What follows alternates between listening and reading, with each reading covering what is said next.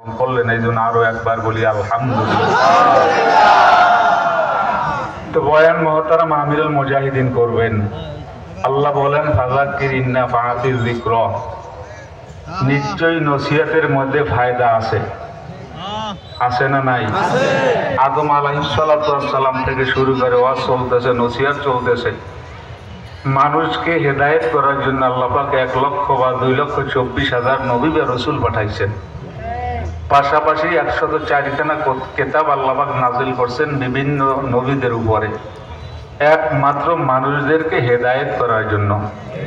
সুতরাং আল্লাহ পাকের দরবারে আমরা সকলেই দোয়া করি, আল্লাহ পাক আমাদের সকলকে যেন হেদায়েতের ফয়সালা করে দেয়। আমিন কইতে কষ্ট হইল না? কার আমিন কবুল হয় জানা নাই। ঠিক এতগুলো লোক, এর ভিতরে আল্লাহওয়ালারা আছে না নাই? আল্লাহওয়ালাদের সাথে আমরা বসলাম, এমন একটা সুন্দর পরিবেশ।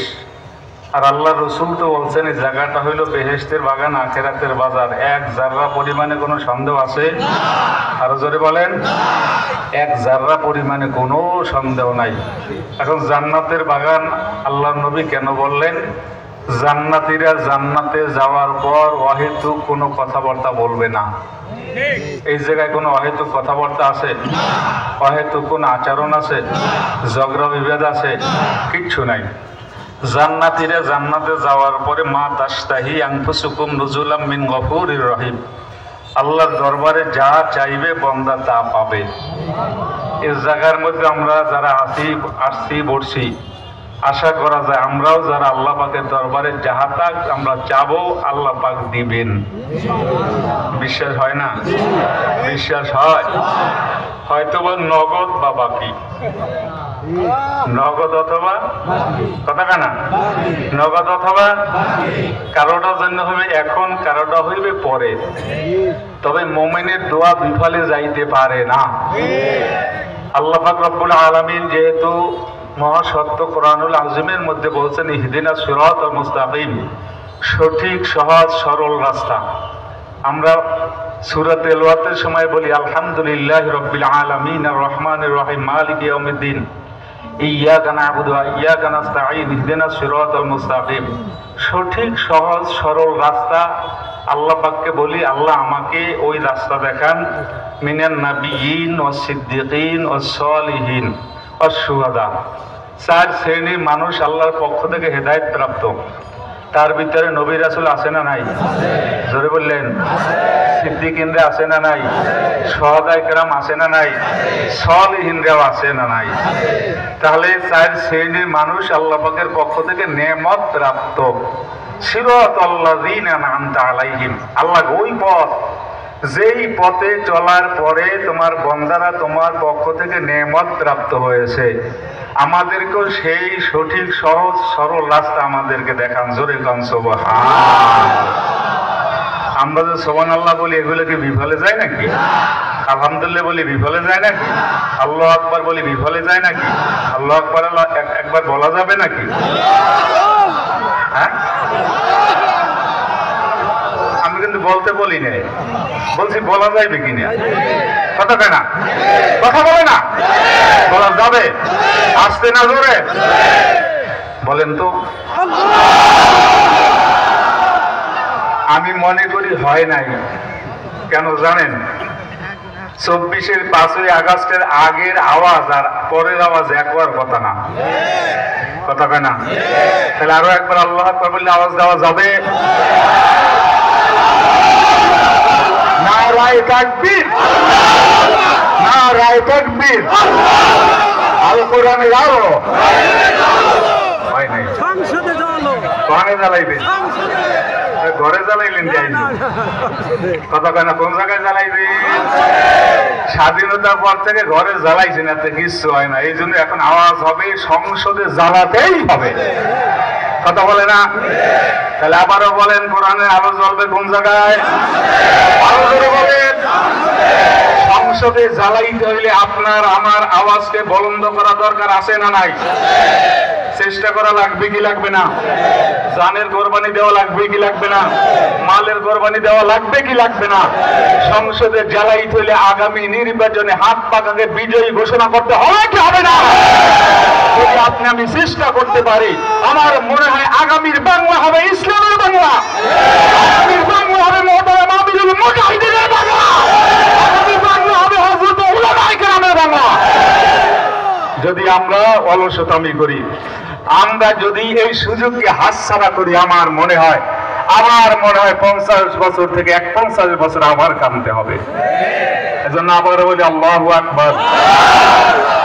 সবচেয়ে বড় কে? না ভগবান বড়? তারা বড়? তখন বড় না আমার আল্লাহ বড়?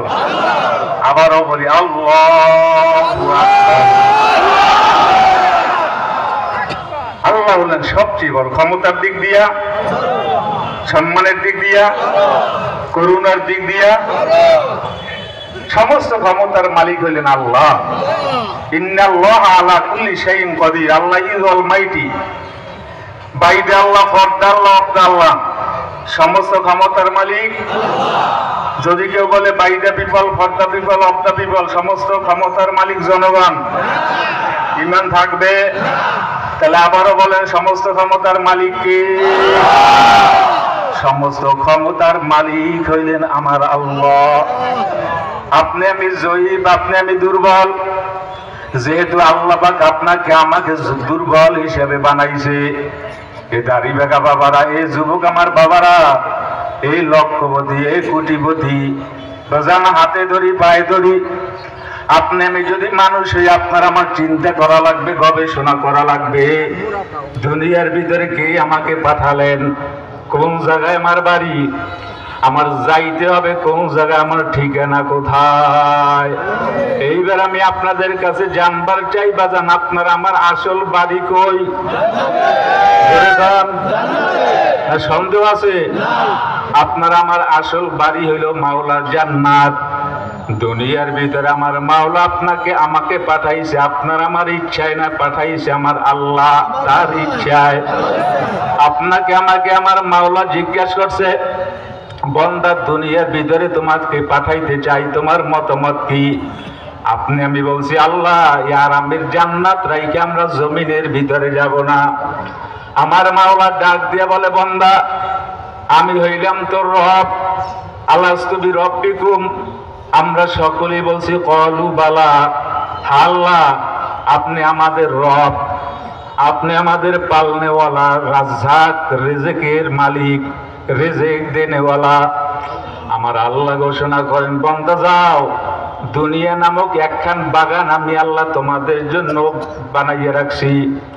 ওই বাগানে যাওয়ার পর আমি আল্লাহ তোমারে ছেলে দেব, মেয়ে দেব, আমি আল্লাহ তোমারে ক্ষমতা দান করব, আমি আল্লাহ তোমারে টাকা দেব, পয়সা দেব, সম্মান দেব। ওই দুনিয়ার ভিতরে যাওয়ার পরে আমি আল্লাহর হুকুম যদি তুমি মানতে পারো, আমার নবী যাবে, নবীদের হুকুম অনুযায়ী যদি তুমি চলতে পারো, আমি আল্লাহ ওয়াদা করলাম আবার তোমারে পুনরায় আমি জান্নাতে ফিরিয়ে নিয়ে আসব। জমিনের ভিতরে যাওয়ার পর ছেলে মেয়ে, টাকা পয়সা, সম্মান, ক্ষমতা পাওয়ার পর আমি আল্লাহকে যদি ভুলে যাও, তাহলে বন্দা তুই যাই না রাখ, আমি আল্লাহ কিন্তু একটা চুলা বানাইয়া রাখছি। ওই চুলাটার নাম হইল জাহান্নাম। এই যুবক আমার বাবারা, এই দাড়ি বাগা মুরব্বীরা, এই বেনামাজিরা, বেরোজগার আমার বাবারা, আমার আল্লাহ যে চুলাটা বানাইছে ওই জাহান্নাম, ওই চুলাটার নাম। ওই জাহান্নামের আযাব সহ্য করা যাবে নাকি? জোরে বলেন না বাজান, সহ্য করা যাবে না। এই জন্য আপনি আমি যদি জাহান্নামে যাইতে না চাই, আমার আল্লাহর হুকুম মানা লাগবে কি লাগবে না? রাসূলের তরিকে আল্লাহ পাকের হুকুম মানা লাগবে।